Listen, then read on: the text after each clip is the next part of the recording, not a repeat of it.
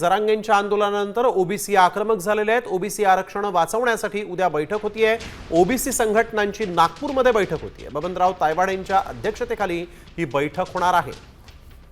नागपुरात उद्या ओबीसी संघटनांची बैठक होतीये।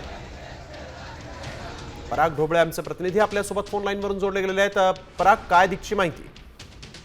नक्कीच राष्ट्रीय ओबीसी महासंघाच्या वतीने ओबीसी समाजासाठी आता रस्त्यावर उतरण्याची जी तयारी आहे ती केली जात आहे। मागील वेळेस सुद्धा जेव्हा मनोज जरांगे यांनी मुंबईकडे कूच केली होती त्यावेळेस सुद्धा नागपुरात जे आहे राष्ट्रीय ओबीसी संघाच्या नेतृत्वाखाली आंदोलन चाललं आणि त्यानंतर शिष्टमंडळ सरकारला भेटला आणि शब्द दिला की ओबीसीच्या आरक्षणाला धक्का लागणार नाही।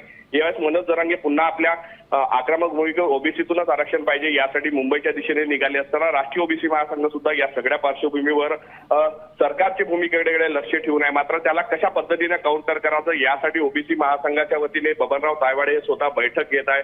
त्यांचे पदाधिकारी या बैठकीमध्ये असणार आहे आणि या सगळ्या पार्श्वभूमीवर कशा पद्धतीने आपण पुढे गेलं पाहिजे या सगळ्या अनेक विषयावर चर्चा केली जाणार आहे। कारण मनोज जरांगे जर आक्रमक भूमिका ओबीसी मधून आरक्षण मागत असतील तर राष्ट्रीय ओबीसी समाज जो आहे तो सुद्धा चूप असणार आहे, ती सुद्धा भूमिका मांडतील। अशा पद्धतीने आता हे नियोजन असणार आहे आणि या बैठकीत काय रणनीती ठरते ओबीसी महासंघाची हे सुद्धा पाहावं लागणार आहे। कारण की मागच्या वेळी जेव्हा आंदोलन केलं होतं तेव्हा महत्वाची बैठक ओबीसी महासंघाची आता या ओबीसी संघटनांच्या बैठकीत नेमकं काय ठरतं हे देखील पाहणं महत्त्वाचं असेल। धन्यवाद पराग, आपण दिलेल्या सविस्तर माहितीसाठी।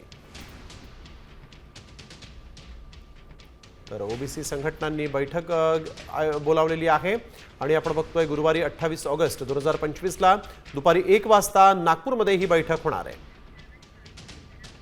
आता isakal.com आहे देशातील नंबर 1 ची मराठी न्यूज वेबसाईट। प्रत्येक अपडेटसाठी isakal.com ला नक्की भेट द्या।